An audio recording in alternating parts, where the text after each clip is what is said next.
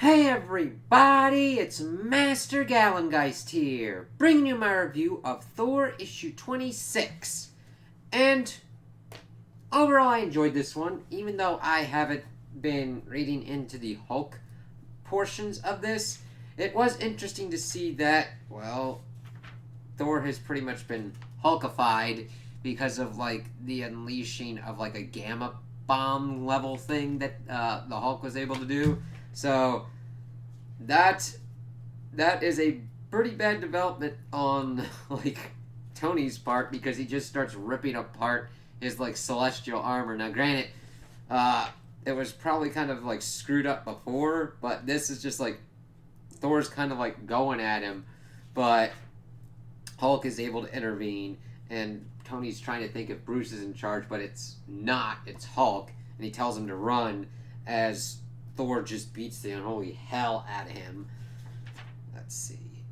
Then we go in and we see that Bruce is like knocked kind of clear, and Odin is trying to talk to him to figure out what's going on. And evidently, Hulk is the one driving the ship at this point, and he wants to help beat some sense into his son. So they kind of have to take it back.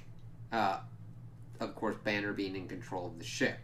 So we then see that Tony's trying to figure out and get any kind of backup, but he's not getting any of the Avengers. But he is able to talk to the Ravens, and they're seeing and understanding what's going on. It's like, oh, okay.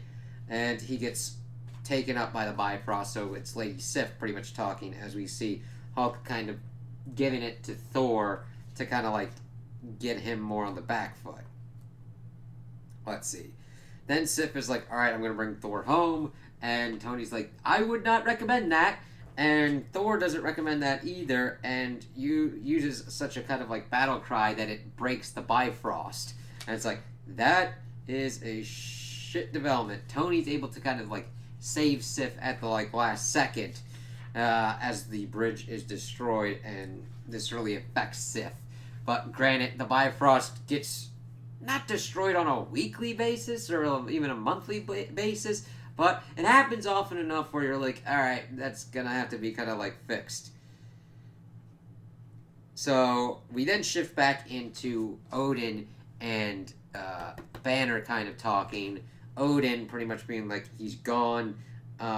He's not going to like, he doesn't really want to help Banner, but he knows that he's been affected by what was like going on with like the Titan thing and possessing people and all that, and he doesn't want this dragged out any more than it needs to, because otherwise Titan has more of a chance of appearing and everything going completely and utterly shit. And he talks to Odin about a favor that he's asking. So Thor is pretty much chanting victory over the Rainbow Bridge, and he sees the hammer coming at him and thinking it's coming back towards him, but it instead smacks the crap out of his hand, and Odin's like, you better be sure about this. And then we see Hulk take it, smash it down, and we've got a Thorified Hulk and a Hulkified Thor.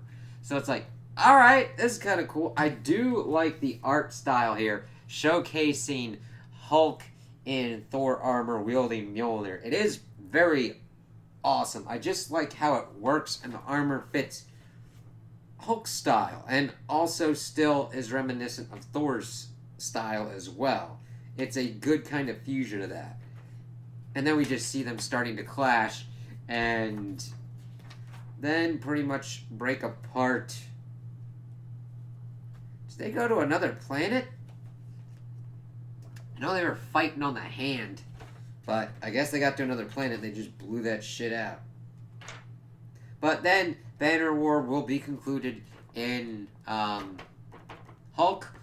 And then the next issue that we got to look forward to is like a team up of Venom and Thor. So I'll be looking forward to that. So I like what we got here because it's still kind of interesting.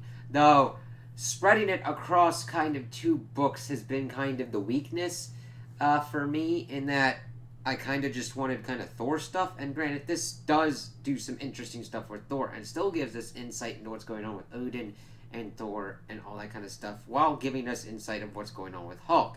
It's just weird that it's going on, like all the parts aren't in its own kind of miniseries, which I think would have been more advantageous, or in one book or another. I still think it would have been better to be like you have each book still continuing on its own kind of thing and then had its own kind of event thing.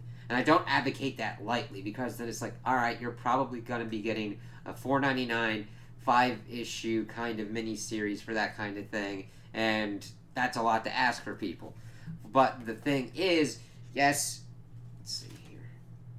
This is regularly priced. However, it gets to a point where it's like, okay, all these developments either happen in one or the other series, and then you're like, if you're not into both, you're just kind of in like, all right, which I don't mind. Sometimes you get kind of stories that aren't really for you, or stories that you're not really that interested in, even within a run of a comic book series, and you're just like, oh, okay, so I don't hate this. It does interesting kind of stuff. I just wish it had been more cohesive in what it was trying to do.